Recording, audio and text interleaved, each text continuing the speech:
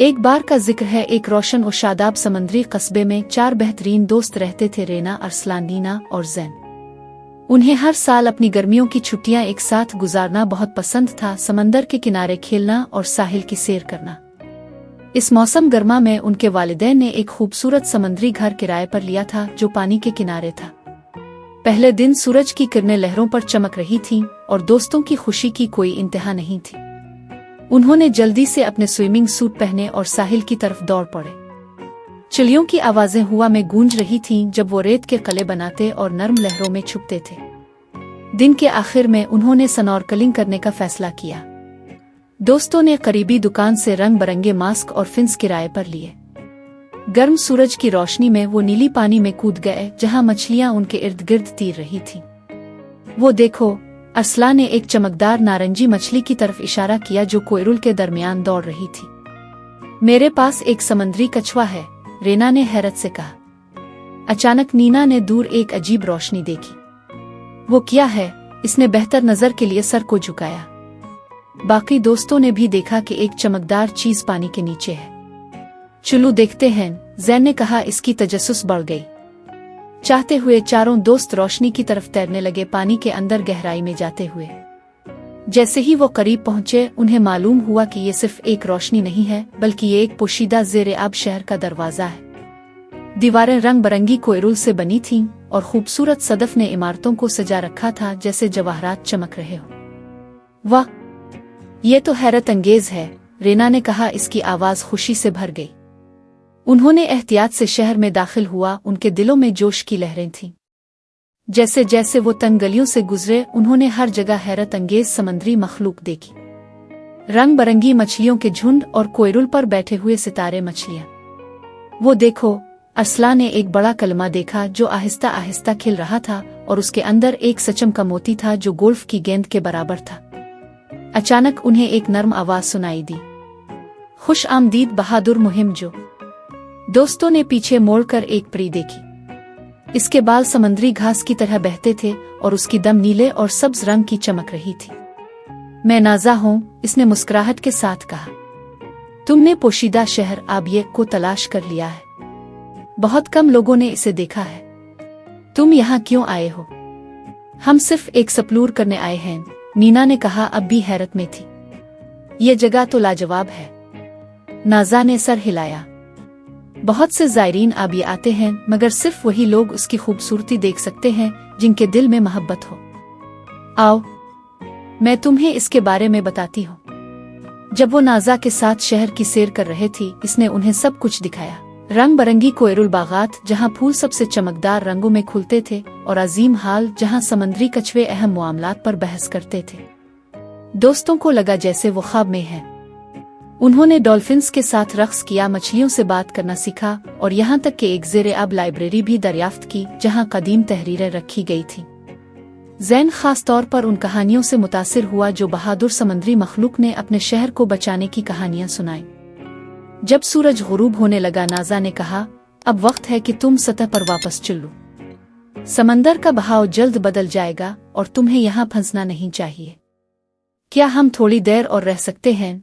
अरसलान ने मिन्नत समाजत की। इसके दिल में शहर की जादुई कशिश महसूस हो रही थी। नाजा ने अफसुर्दगी से मुस्कुरा कर कहा, मैं चाहती कि तुम रह सको, मगर अब ये की जादुई ताकत नाजुक है। तुम्हें वादा करना होगा कि हमारे राज को महफूज रखोगे और जल्द वापस आओगे।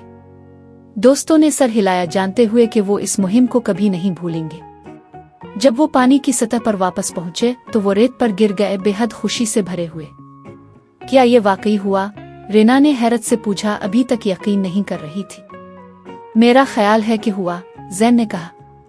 हमने ज़ेर-ए-आब एक शहर तलाश किया, लेकिन जब उन्होंने एक दूसरे के साथ अपनी कहानियां शेयर की तो उन्हें कुछ अजीब महसूस हुआ। हर दोस्त के पास जो उन्होंने देखा था उसका एक मुख्तलिफ यादगार था। क्या तुमने बड़ा कलमा देखा? अरसलान ने पूछा। कौन सा कलमा?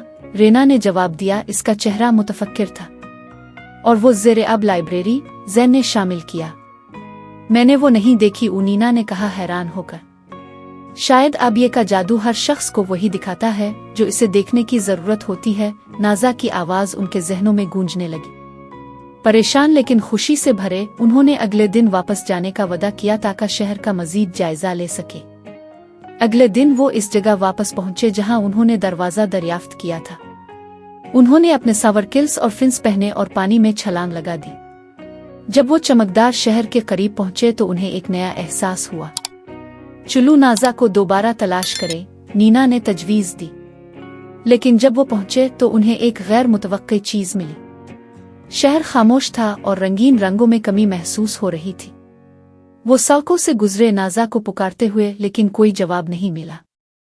जब वो फिक्रमंद हो रहे थे तो अचानक उन्होंने मछलियों के एक गिरोह को बेकरारी से तैरते देखा। क्या हो रहा है? रेना ने एक गुजरती मछली से पूछा। समंदरी जादूगर मसाइल पैदा कर रही है, मछली ने जवाब दिया बेवकूफी से भागते हुए। इसने नाज़ा को कैद कर लिया है। दोस्तों ने एक दूसरे की तरफ गहरी नजरों से देखा। हमें इसे बचाना होगा, अरसलान ने बहादुरी से कहा।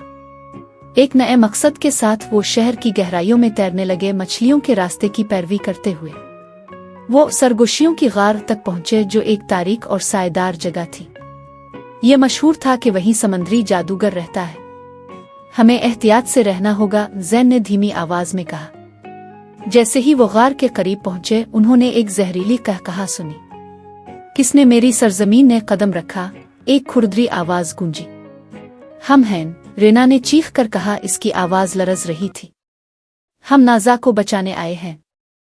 समंदरी जादूगर सामने आया। इसके लंबे उलझे हुए बाल समंदरी घास की तरह बह रहे थे और उसकी आंखें सियाह पत्थरों की तरह चमक रही थी।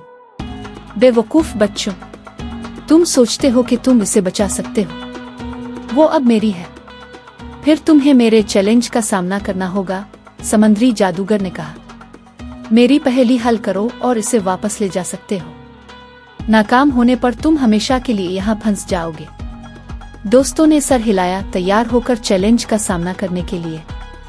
समंदरी जादूगर ने मुस्कुराहट के साथ कहा, ध्यान से सुनो, मैं बगैर मुंह के बोलता हूँ और बगैर कान के सुनता हूँ।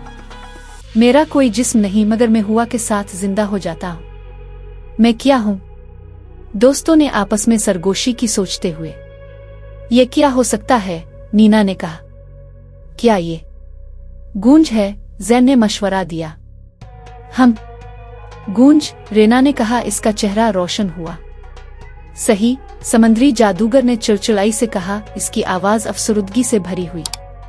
मगर ये मत सोचना कि तुम खतरे से बाहर हो।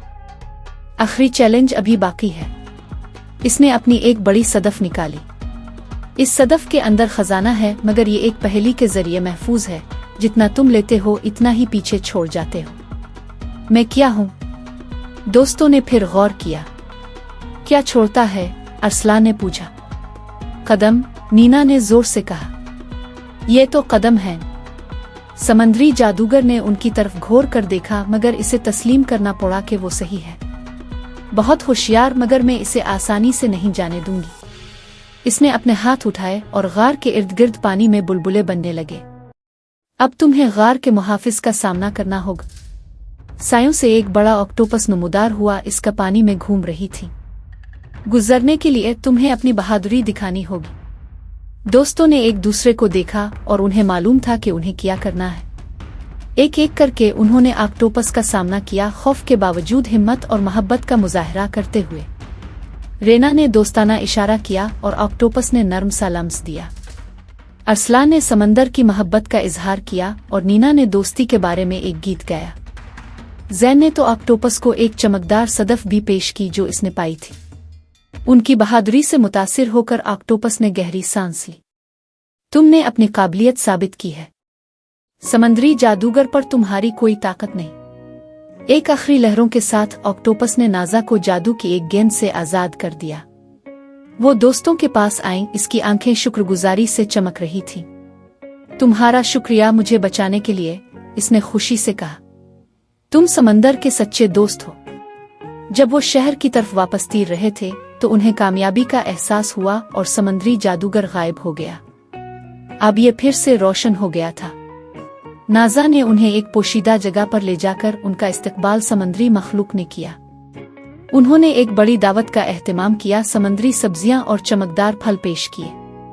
जब रात हुई तो दोस्तों ने पानी में चमकते हुए सितारों की तरफ देखा, जानते हुए कि वो इस मुहिम को हमेशा के लिए अपने दिलों में रखेंगे। चले जाने से पहले नाज़ा ने उन्हें एक खास तोहफा दिया, चमकदार मोती जो उन्हें जब चाहे आगे आने की इजाजत देगा। याद रखो बहादुर मुहिम, जो समंदर की जादुई ताकत हमेशा तुम्हारे साथ है। हमारे राज को महफूज रखो और जल्द वापस आओ। वादे के साथ दोस्तों ने सतह पर वापस जाने के लिए तैरना शुरू किया, उनके दिल खुशी और दोस्ती से भरे हुए। उन्हें मालूम था कि ये मौसम गर्मा हमेशा उनके लिए यादगार रहेगा, जिसमें उन्होंने अजीम ज़ेर-ए-आब की मुहिम का इंकिशाफ किया। ऐसा लगता था कि जैसे सूरज उफ़ुक़ पर गुरूब हो रहा है और आसमान नारंगी और गुलाबी रंगों में रंगीन हो रहा है। दोस्तों ने सुकून का एहसास पाया। उन्हें मजीद मुहिमों की उम्मीद थी समंदर में, और अपने दिलों में जानते हुए कि हिम्मत और दोस्ती के साथ कुछ भी मुमकिन है। और यूं उनका समंदर के किनारे गुजारा हुआ मौसम गर्मा एक अफसानवी कहानी में तब्दील हो गया। एक ऐसी कहानी जो सदियों तक गूंजती रहेगी, बिल्कुल जैसे उनकी मुहिमें जो उन्हें बड़ी नीली समंदर की गहराइयों में इंतजार कर रही थी। क्या आपको ये वीडियो अच्छी लगी? अगर अच्छी लगी है तो लाइक ज़रूर करें, और हाँ, ऐसी नई वीडियोस देखने के लिए हमारे चैनल को सब्सक्राइब कर लें।